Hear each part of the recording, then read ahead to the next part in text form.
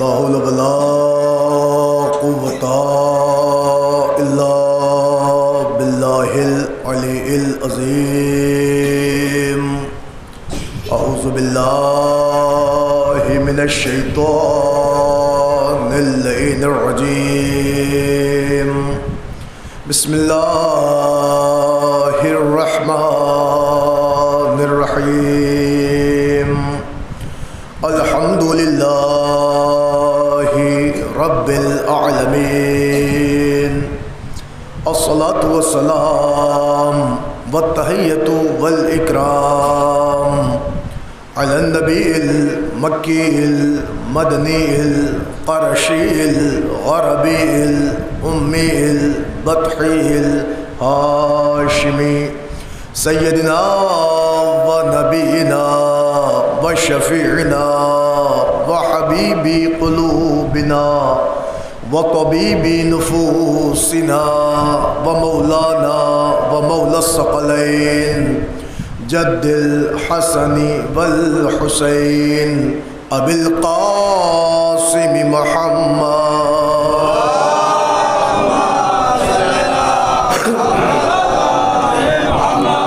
وعلى أهل بيته الطيبين الطاهرين المعصومين المظلومين المنتجبين المنتخبين ولعنة الله على أعدائهم ومنكري فضائلهم ومصائبهم وجلالتهم وسخاوتهم وعظمتهم وعطشهم ومحافلهم ومجالسهم وذكرهم وحقهم وبيانهم أجمعين من ليلنا هذا إلى قيام يوم الدين. أما بعد فقد قال الله تعالى وتبارك في القرآن الحكيم وقوله الحق. بسم الله الرحمن الرحيم. قل إن الفضل بيد الله يؤتيه من يشاء. صلوات پڑھتے بن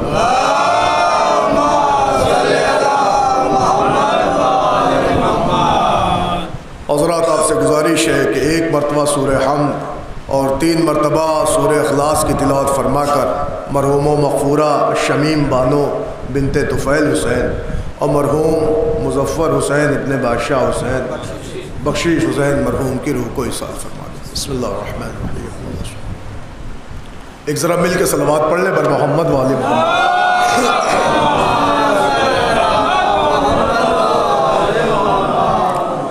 حضرات گرامی قدر، عزاداران حسین مظلوم کربلا، ماتمداران غازی ابو الفضل عباس علیہ السلام، عزیزو، آپ کے علم میں ہے یہ مجلس ایک مومنہ کے ایصال ثواب کے سلسلے میں برپا ہوئی ہے اور حکم تھا تعمیل حکم آپ حضرات کی جناب میں شرف حاضری ہے. میں نے اس مجلس کے لیے قرآن مجید کے دامن سے جس آیت کا انتخاب کیا ہے، یہ آیت ہی اپنے آپ میں بڑی فضیلت والی آیت ہے، اور میرے دل میں بھی یہی تھا کہ چونکہ مومنہ کی مجلس ہے اور یہ وہ ایام ہے کہ جو شہزادی حضرت سکینہ کی شہادت کے دن ہے، لہذا مصائب تو مجھے بی بی سکینہ کے ہی پڑھنے ہیں، لیکن میرے دل میں آیا کہ میں فضائل مولا ابو الفضل عباس علیہ السلام کے پڑھوں. لہذا میں نے قرآن کے دامن سے ایک آیت آپ کی خدمت میں پیش کی ہے، اور وہ آیت سنیے اور پھر آپ لطف اندوز ہوئیے. ارشاد ہو رہا ہے بسم اللہ الرحمن الرحیم. قل، میرے حبیب کہیے، کیا؟ قل ان الفضل بید اللہ، میرے حبیب کہیے بے شک فضل اللہ کے ہاتھ میں ہے. قل ان الفضل بید اللہ، میرے حبیب کہیے بے شک فضل اللہ کے ہاتھ میں ہے. یوتی ہے من یشاء، وہ جسے چاہتا ہے فضل عطا کر دیتا ہے. لیکن ابھی آیت کا ترجمہ آپ سن رہے ہیں. میرے حبیب کہیے بے شک فضل اللہ کے ہاتھ میں ہے. اللہ جسے چاہتا ہے فضل عطا کر دیتا ہے۔ قرآن مجید کی اس آیت کا یہ ترجمہ اس بات کے لیے گواہ ہو گیا کہ کائنات میں جسے بھی فضل ملا یہ اللہ کی عطا ہے۔ جسے بھی فضل ملا یہ اللہ کی عطا ہے۔ بندہ کہنے پہ مجبور ہوتا ہے یہ اللہ کا فضل ہے، یہ اللہ کا فضل ہے، یہ اللہ کا فضل ہے، مگر دامن آیت میں آئے اللہ کہہ رہا میرے حبیب کہیے بے شک فضل اللہ کے ہاتھ میں ہے۔ قل ان الفضل بید اللہ، بے شک فضل اللہ کے ہاتھ میں ہے، یوتی ہے من یشاء، وہ جسے چاہتا ہے فضل دے دیتا ہے۔ تو اب خدا کی قسم ساری کائنات میں کتنے بھی مترجم آئے، کتنے بھی ٹرانسلیٹر آئے، مگر اس آیت کا دو سے ہٹ کے تیسرا ترجمہ نہیں۔ یا تو بندہ یہ کہے کہ میرے حبیب کہیے کہ فضل اللہ کے ہاتھ میں ہے، یا پھر بندہ یہ کہے میرے حبیب کہیے کہ فضل ید اللہ کے پاس ہے۔ اس دو ترجمے سے ہٹ کے تیسرا ترجمہ نہیں۔ یا بندہ یہ کہے کہ فضل اللہ کے ہاتھ میں ہے، یا یہ کہا جائے کہ فضل ید اللہ کے پاس ہے۔ اب جسے ہاتھوں والا اللہ پسند ہے وہ کہے کہ اللہ کے ہاتھ میں ہے، لیکن عزیزان گرامی فضل ید اللہ کے پاس ہے۔ چلیے میں عالم اسلام کا خیال کروں، فضل اللہ کے ہاتھ چھوڑیے، اللہ کے پاس ہے۔ یوتی ہے من یشاء، اللہ جسے چاہتا ہے فضل عطا کر دیتا ہے۔ اب سمجھ میں آیا کہ اگر کسی کو فضل اللہ کی جانب سے ملے تو وہ کہلائے گا صاحب فضل۔ غور فرمائیے گا، اگر اللہ کسی پر اپنی فضیلتوں کی بارش کر دے، کسی کے دامن میں فضیلتوں کا انبار لگا دے، کسی کے اپنی فضیلتیں اتار دے تو وہ کہلائے گا صاحب فضل۔ لیکن مجھے جس کا فضائل پڑھنا ہے وہ صاحب فضل نہیں ہے، ابو الفضل ہے۔ ایک صلوات پڑھ لے ور محمد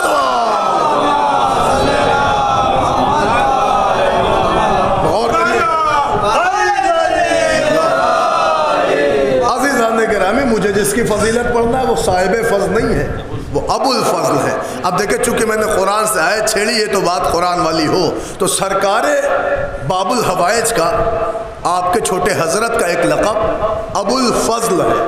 کوئی یہ نہ کہہ دے کہ صاحب یہ کنیت ہے، تو اگر کنیت دیکھو گے تو کنیت ابو محمد ہے، کیونکہ سرکار کے بیٹوں میں بڑا بیٹا محمد تھا، بڑا بیٹا محمد تھا، فضل چھوٹے تھے، لہذا اگر کنیت ہوتی تو کنیت ابو محمد ہوگی، لیکن سرکار کا لقب ہے ابو الفضل۔ متوجہ ہے؟ غازی عباس کا لقب ہے ابو الفضل۔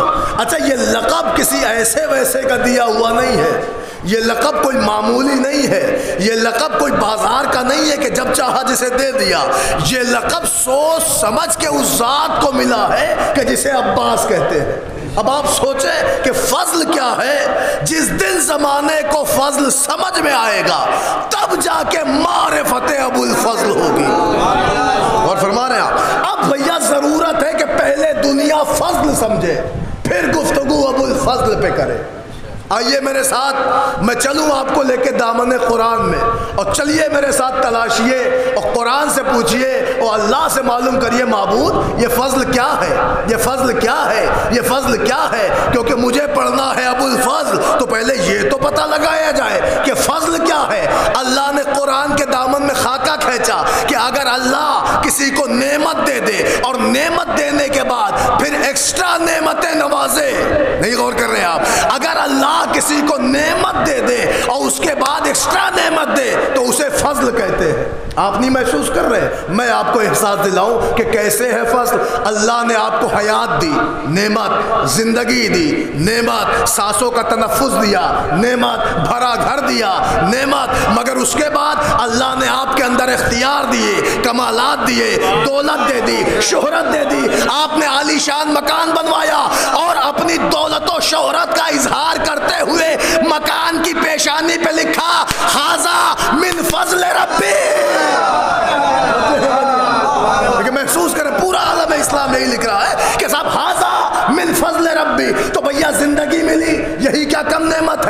سانسوں کا تنفس ملا، یہی کیا کم نعمت ہے؟ پروان چڑھ گئے، یہی کیا کم نعمت ہے؟ مگر اب ان نعمتوں کے علاوہ اگر اور نعمت ملے، دولت آ جائے، مکانیت آ جائے، صاحبہ بن جائے، تو ہم بھی اظہار کرتے ھذا من فضل ربی، یہ میرے رب کا فضل ہے، یہ میرے رب کا فضل ہے، یہ میرے رب کا فضل ہے۔ اب سمجھ میں آیا کہ جب اللہ نعمت کے بعد کسی کو الگ سے نعمتیں نوازے تو وہ کہلاتی ہے فضل۔ متوجہ ہے آپ؟ نہیں غور کر رہے؟ اگر نعمت کے بعد کسی کو الگ سے اور نعمتیں مل جائیں تو یہ کہلاتی ہے فضل، تو انسان ہو گیا صاحب فضل۔ متوجہ ہے آپ؟ یہ کہلاتی ہے فضل، تو انسان ہو گیا صاحب فضل۔ کب ہوا؟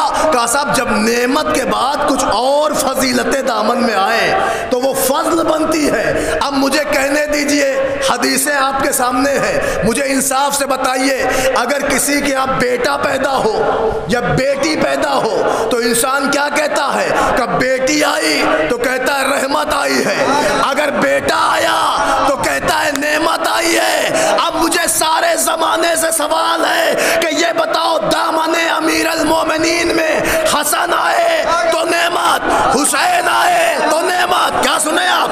اللہ نے یہ دو نعمتیں دامن امیر المومنین میں رکھی تھی، مگر خوشا نصیب کہ جب ان دو نعمتوں کے بعد ایک فضیلت اور علی کو اللہ نے مانگنے سے دی، مانگ کے ملی، تو خدا کی قسم دنیا کو جواب مل گیا کہ اگر مومن کو، عام مومن کو نعمت کے بعد کچھ فضیلتیں مل جائیں، نعمت کے بعد فضیلتیں مل جائیں تو وہ فضل کہلاتی ہے، لیکن امیر المومنین کو نعمت کے بعد فضیلت مل جائے تو وہ ابو فضل کہلاتی ہے۔ ایک صلوات پڑھ لے پر محمد۔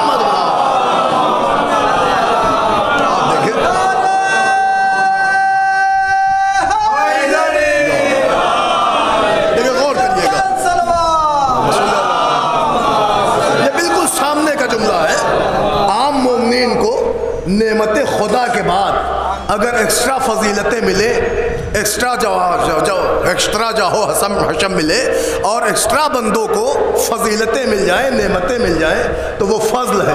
بندہ کہتا ہے ھذا من فضل ربی، ھذا من فضل ربی، ھذا من فضل ربی، یہ میرے رب کا فضل ہے۔ تو اب سمجھ میں آیا، اگر عام مومن کو نعمت کے بعد فضیلت ملے تو وہ فضل ہوتا ہے، اور اگر امیر المومنین کو نعمت کے بعد فضیلت ملے تو وہ فضل نہیں ہوتا، ابو الفضل ہوتا ہے۔ اور کیا آپ نے؟ اب آئیے میں چلوں آپ کو لے کے دامن قرآن میں، پہلے سرچ کریے کہ فضل کیا ہے تو سنیے۔ اللہ کا ایک ایسا برگزیدہ پیغمبر کہ جسے اللہ نے پہلے نعمت نبوت سے نوازا، جب نعمت نبوت دی تو وہ نبی بنے، تو جب نبی بنے تو نام ان کا سلیمان تھا۔ جب سلیمان بحیثیت نبی تھے تو انہوں نے اللہ سے دعا کہ معبود تخت دے دے، با اللہ سے تخت مانگا، اللہ نے نعمتیں نچھاور کر دی۔ کہ سلیمان ہم نے تمہیں تخت دیا، تاج دیا، حکومت دے دی، غلبہ دے دیا، عہدہ دے دیا، رتبہ دے دیا۔ قرآن ہے وَعُلِّمْنَا مَنْطِقَ الطَّيْرِ، ہم نے سلیمان کو پرندوں سے بات کرنے کا ہنر دے دیا۔ اب سلیمان کو اللہ دیتا جا رہا ہے، دیکھیں نعمت نبوت ہے مگر ایکسٹرا دے رہا ہے۔ کہ کیا؟ تخت دیا، تاج دیا، حکومت دی، عہدہ دیا، غلبہ دیا، اسٹیٹس دیا، رتبہ دیا، معیار دیا، کسوٹی پہ فائز کر دیا، پرندوں سے بات کرنے کا ہنر دے دیا، مچھلیوں سے بات کر رہے ہیں، جانوروں سے بات کر رہے ہیں، بساط سلیمانی پہ پرواز کر رہے ہیں، یہاں سے وہاں جا رہے ہیں، چرند دسترس میں ہیں، پرند ان کے قبضے اختیار میں ہیں، سارے جنات اور انسان ان کے انڈر میں ہیں۔ پتہ یہ چلا کہ اللہ نے سلیمان کو ساری کائنات کا اختیار دیا، تو اللہ نے قرآن میں پھر اختیار دینے کے بعد ایکسٹرا فضیلتوں کے لیے ایک آیت رکھی۔ جب اللہ نے سب کچھ سلیمان کو دیا تو اللہ نے کہا ذالک فضل عظیم، یہ بہت بڑا فضل ہے۔ میں آیت پڑھ رہا ہوں، یہ بہت بڑا فضل ہے۔ پتہ چلا اگر سلیمان کو اللہ تخت دے، تاج دے، حکومت دے، عہدہ دے، غلبہ دے، پرندوں سے بات کرنے کا ہنر دے، جانوروں سے بات کرے، مچھلیوں سے گفتگو کرے، جنات پا، انسان پا، چرند پا، پرند پا، حکومت کرے، ہواؤں میں پرواز بھرے، تو اللہ کہتا ذالک فضل عظیم، یہ بہت بڑا فضل ہے، یہ بہت بڑا فضل ہے۔ اب سمجھ میں آیا کہ اللہ نے سلیمان کے لیے کہا ہے کہ یہ بہت بڑا فضل ہے۔ پتہ چلا سلیمان وہ ہے کہ جن کے پاس بہت بڑا فضل ہے، تو مجھے کہنے دیجئے کہ جو نبی بننے کے بعد حکومت پائے، اقتدار پائے، اختیار پائے، پرندوں سے بات کرنے کا ہنر پائے، ہواؤں میں پرواز بھرے، اسے قرآن کہتا ہے یہ بہت بڑا فضل ہے۔ میں نے قرآن سے پوچھا کہ جس کے دامن میں سب سے بڑا فضل آیا ہو وہ کیا ہے، تو قرآن نے کہا صاحب فضل۔ اب سمجھ میں آیا کہ سب سے بڑا فضل پا کر بھی سلیمان صاحب فضل ہے، عباس ابو الفضل ہے۔ دیکھیں آپ قرآن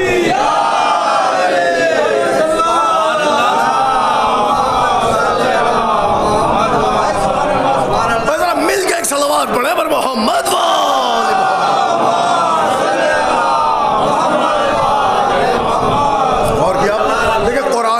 خدمت میں عرض کر رہا ہوں، مجھے غازی پڑھنا ہے تو عزیزان گرامی آپ محسوس کریں۔ پتہ چلا کائنات کے سارے اختیار، اقتدار، رتبے، عہدے، سلطنت، حکومت، تخت، تاج پانے کے بعد سلیمان کہلاتے ہیں صاحب فضل۔ غازی کا لقب ہے ابو الفضل، متوجہ ہے آپ؟ سرکار کا لقب ہے ابو الفضل۔ الحمدللہ آپ سب عقیدت میں ڈوبے ہیں سرکار کی، بیٹھے ہیں فرش عزا پر، جو دعائیں دل میں ہو مانگیے گا ضرور۔ عزیزان گرامی سلیمان کو قرآن نے لکھا ذالک فضل عظیم، یہ بہت بڑا فضل ہے۔ اس کا مطلب جس کے ہاتھ بہت بڑا فضل لگے وہ صاحب فضل ہے۔ عباس ابو الفضل ہے۔ ایک آیت سنی آپ نے؟ آئیے میرے ساتھ پھر چلیے قرآن سے ایک اور آیت سنیے۔ ارشاد ہو رہا ہے ان الذین آمنوا وعملوا الصالحات، وہ لوگ کہ جو ایمان لے آئے، جنہوں نے عمل صالح انجام دے دیا، فی روضات الجنات، تو وہ لوگ جنت کے باغوں میں عیش کریں گے۔ سنیں آپ، یہ دیکھو قرآن پڑھ رہا ہوں، وہ لوگ کہ جو ایمان لائے، عمل صالح انجام دیا ہے، یہ وہ لوگ ہیں کہ جو جنت کے باغوں میں عیش کریں گے۔ کیسا ہوگا باغ؟ کمن تحتہا الانہار، جس کے نیچے نہریں جاری ہوں گی۔ یہ کون لوگ ہوں گے؟ اللہ جنتیوں کی بات کر رہا ہے، ان کی بات کر رہا ہے کہ جو ایمان لے آئے، عمل صالح انجام دے دیا۔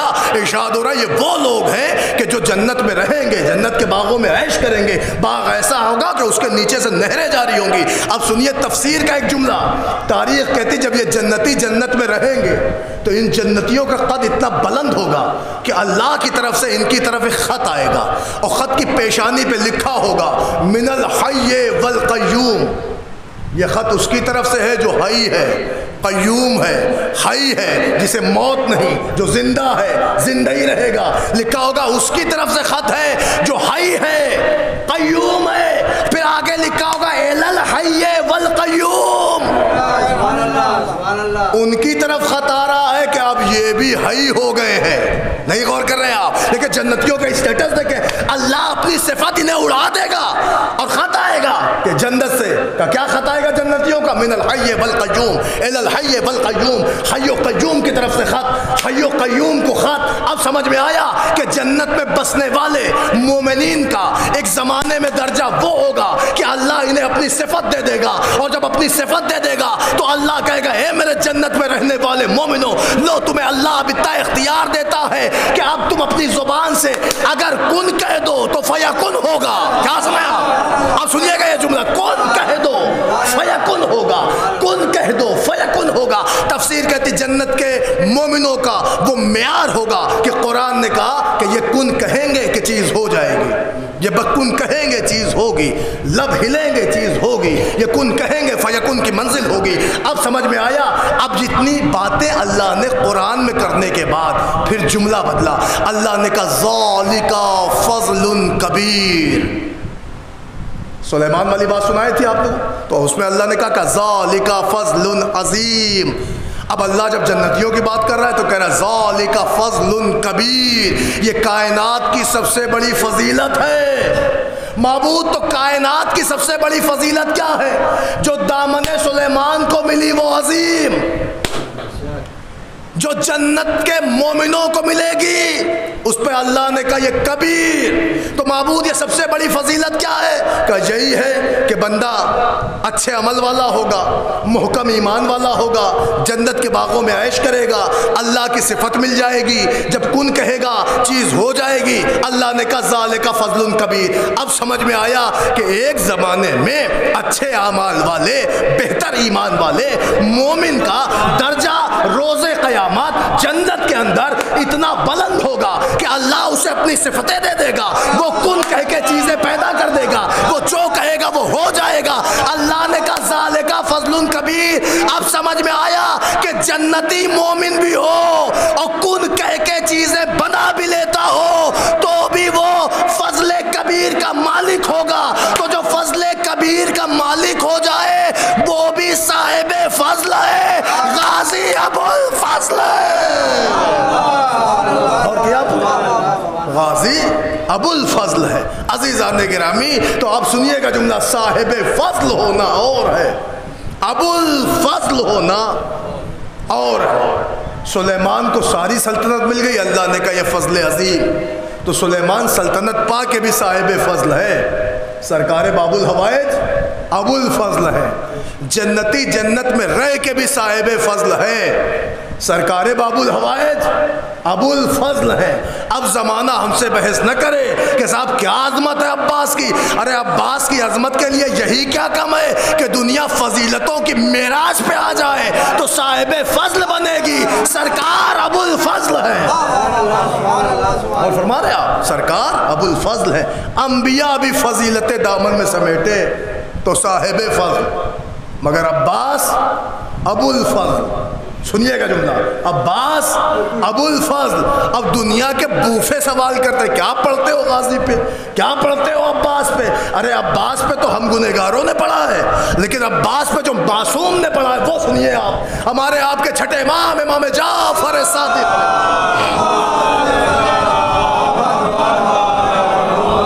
تو جملہ سنیے، چھٹے امام نے ارشاد فرمایا کان عمنا، بے شک ہمارے چچا، ہمارے جد امجد، ہمارے چچا بزرگوار، ہمارے چچا عباس، کان عمنا، ہمارے چچا جو تھے کا نافذۃ البصیرہ، یہ بصیرت کو نافذ کرنے والے۔ متوجہ ہیں آپ؟ نہیں غور کیا؟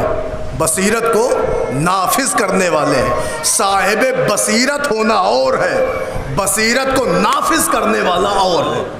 اور فرما رہے ہیں، اب میرے پاس اتنا وقت نہیں کہ میں ایک ایک چیز میں جاؤں ڈیپ میں آپ کے سامنے واضح کروں، بس جملہ سنتے جائیے کہ عباس کا لقب کیا ہے؟ چھٹے امام نے فرمایا نافذۃ البصیرہ، یعنی بصیرت کو نافذ کرنے والا عباس۔ اب سمجھ میں آیا صاحب بصیرت ہونا انبیاء کا کام ہے، اور فرما رہے ہیں آپ بصیرت کو نافذ ہونے والا کرنے والی ذات عباس ہے۔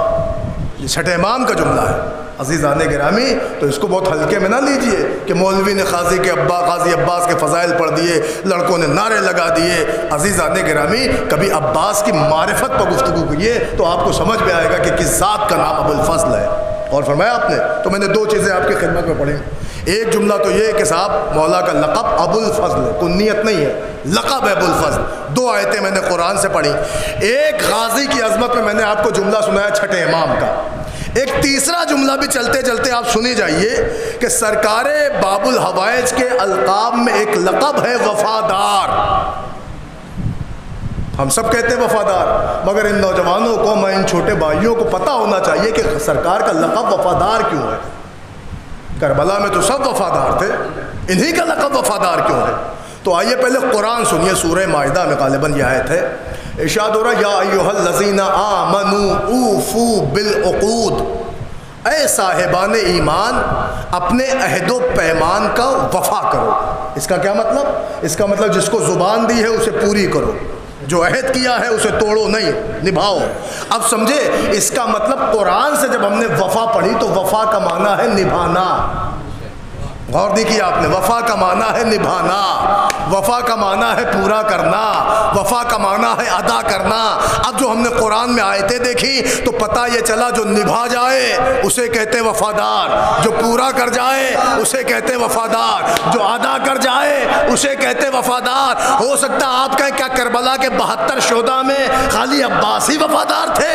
جی نہیں، سب تھے وفادار، سب نے وعدہ نبھایا، سب نے وعدہ وفا کیا، مگر پھر یہ لفظ صرف اور صرف مختص میرے عباس سے کیوں ہے، سرکار وفا سے کیوں ہے، مولا عباس سے کیوں؟ تو سنیے، شب عاشور حسین نے چراغ غل کر دیا اور غل کر کے کہا جاؤ تمہارے سروں سے ہم نے بیعت اٹھا لی، تمہاری اپنی فیملیز ہیں، تمہارے اپنے گھرانے ہیں، ہمیں روز معیشت تم سے کوئی شکوہ نہ ہوگا، تم سب ہمارے مونس میں شمار ہوگے، مگر جس کو جانا ہے چلے جاؤ۔ اب جو چراغ روشن کیا تو دیکھا سارے صحابہ اپنی اپنی تلواریں اپنے گلے پہ رکھے، فرزند رسول ہم آپ کو چھوڑ کے نہیں جا سکتے ہیں، ہم موت کی ہچکیاں لینا منظور کریں گے مگر آپ کے دامن سے دوری اختیار نہیں کر سکتے۔ عزیزان گرامی، رات کو سب نے وعدہ کیا، صبح کو سب نے وفا کر دیا۔ رات کا وعدہ تھا، صبح وفا ہو گیا، رات میں وعدہ ہوا، صبح وفا ہو گیا، چراغ غل ہوا تو وعدہ کر لیا، ادھر صبح عاشور آئی تو وعدہ وفا ہو گیا، منزل شہادت پہ سب فائز ہوئے تو سب ہو گئے نا وفادار۔ متوجہ ہے نا؟ کسی نے وعدہ وفائی تو نہ کی، ہر ایک نے وعدہ وفا کیا، کسی نے بے وفائی نہیں کی، تو سب وفادار کہلائے نا۔ مگر یہ غازی کے ساتھ یہ لفظ کیوں مختص ہو گیا کہ وفادار صرف مولا عباس کو کہتے ہیں؟ کیا ان کی زندگی کے ساتھ بھی کوئی وعدہ جڑا ہے؟ تو کہا آئیے ہم آپ کو دکھائیں، 40 سال پہلے عصمتوں کے قبیلے کے امام اول نے ایک تنہائی کی شب میں ہاتھوں کو اٹھا کر اللہ سے دعا کی تھی کہ میرے معبود مجھے ایسا بیٹا عطا کر کہ جو کربلا میں حسین کے کام آئے، ایسا بیٹا عطا کر جو کربلا میں حسین کے کام آئے۔ تو یہ وعدہ کس کا تھا؟ امام کا وعدہ تھا، معصوم کا وعدہ تھا، علی کا۔ اب سمجھ میں آیا کہ لفظ وفادار سننا نوجوانوں کہ مولا عباس کے ساتھ مختص کیا ہو گیا؟ اس کی سب سے بڑی دلیل ہے کہ اپنے وعدے کو وفا کرنا اور ہے، امام کے وعدے کو پورا کرنا اور ہے۔ ایک صلوات پڑھ دے محمد۔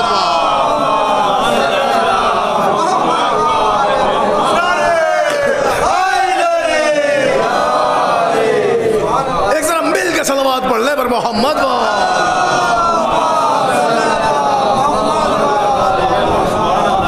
عزیزان گرامی، تو اپنے وعدے کو وفا کرنا اور ہے، عصمت کے وعدے کو پورا کر دینا اور ہے۔ اب سمجھ میں آیا کہ سرکار ابو الفضل عباس کا ایک لقب وفادار کیوں ہے۔ تو آپ نے کیا کیا سنا؟ ابو الفضل، نافذۃ البصیرہ، وفادار۔ ایک لفظ اور سنیے، لفظ غازی۔ ہم لوگ اکثر کہتے ہیں غازی عباس، غازی عباس، غازی عباس۔ میں اس لیے پڑھ رہا ہوں کہ نوجوانوں کو پتہ رہے کہ ہم جو پڑھ رہے ہیں، جو بول رہے ہیں، وہ ہے کیا، اس کی معنویت کیا ہے، اس میں ادراک معرفت ہم نے کتنا کیا ہے۔ عزیزان گرامی، غازی غازی غازی یہ لفظ بڑا مشہور ہے۔ تو کیا کربلا میں اور کوئی بہادر نہ تھے؟ خالی مولا عباسی کو آپ غازی کہیں گے؟ اس کی وجہ سنیں جو علماء نے لکھی ہے، اور بالکل یوں سنیں، بالکل عام لفظوں میں کہ صاحب عباس کو غازی کیوں کہتے ہیں؟ غازی بھائی یوں سمجھے کہ اس لیے عباس کو کہتے ہیں کہ پہلا جملہ آپ میری طرف سے سنیں کہ عباس کو اس لیے بھی غازی کہتے ہیں کہ کربلا میں ہر ایک کو مولا نے اذن وغا دی۔ غور فرما رہے ہیں آپ؟ مگر عباس کو اذن وغا نہ ملی۔ اب پتہ ہے جو کام لوگوں نے تلواروں سے کیے ہیں وہ عباس نے اپنی نگاہوں سے کیے ہیں۔ متوجہ ہیں آپ؟ اب شاید آپ کو لفظ غازی سمجھ میں آیا نہیں؟ چلیے ایک جملہ اور کہوں، شاید واضح ہو جائے عام زبان میں۔ دیکھیں ہمارا ملک ہے، ہر ملک کے پاس ہتھیار ہوتے ہیں، اسلحے ہوتے ہیں، تو کچھ ہتھیار رسمی ہوتے ہیں، کچھ غیر رسمی ہوتے ہیں۔ بڑا مشہور جملہ، کچھ رسمی کچھ غیر رسمی۔ رسمی ہتھیار وہ ہوتے ہیں جنہیں اکثر ملک استعمال میں لاتے ہیں، مگر غیر رسمی ہتھیار وہ ہوتا ہے جسے ہر ملک رکھتا ہے مگر وہ دشمن کو دکھایا جاتا ہے، چلایا نہیں جاتا۔ پہنچے کہ نہیں پہنچے آپ؟ دیکھیں رسمی اور غیر رسمی ہتھیار میں فرق اتنا ہے کہ رسمی ہتھیار اگر دشمن پہ چلا دیا جائے تو نقصانات کا اندازہ لگایا جا سکتا ہے، لیکن غیر رسمی ہتھیار اسے کہتے ہیں کہ جسے اگر دشمن پہ چلا دیا جائے تو کب تک نقصان ہوتا رہے گا، اس کا اندازہ نہیں لگایا جا سکتا۔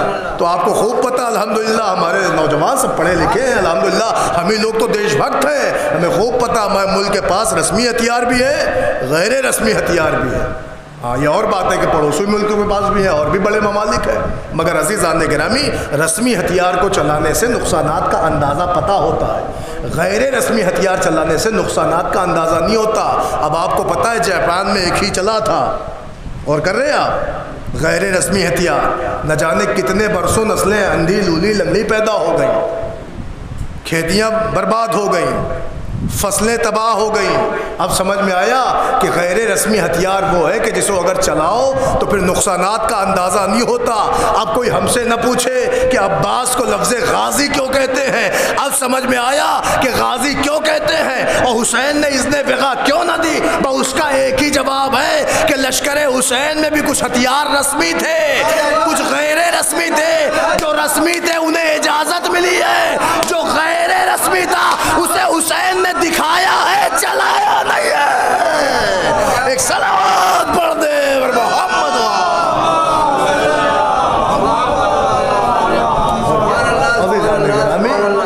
غیر رسمی تھا اسے حسین نے دکھایا ہے، چلایا نہیں ہے۔ اب سنیے جملہ، 4 باتیں میں نے آپ کی خدمت میں عرض کیا۔ ابو الفضل نافذۃ البصیرہ وفادار